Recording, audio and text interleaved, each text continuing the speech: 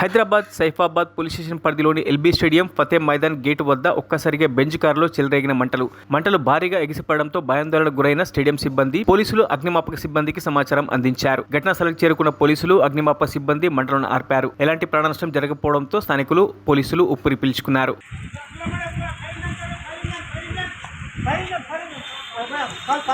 Phone जाए ना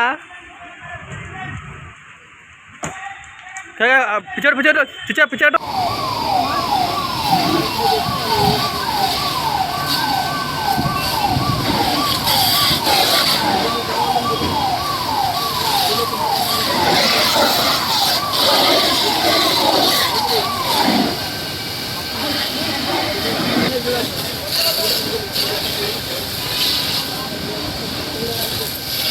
Thank you.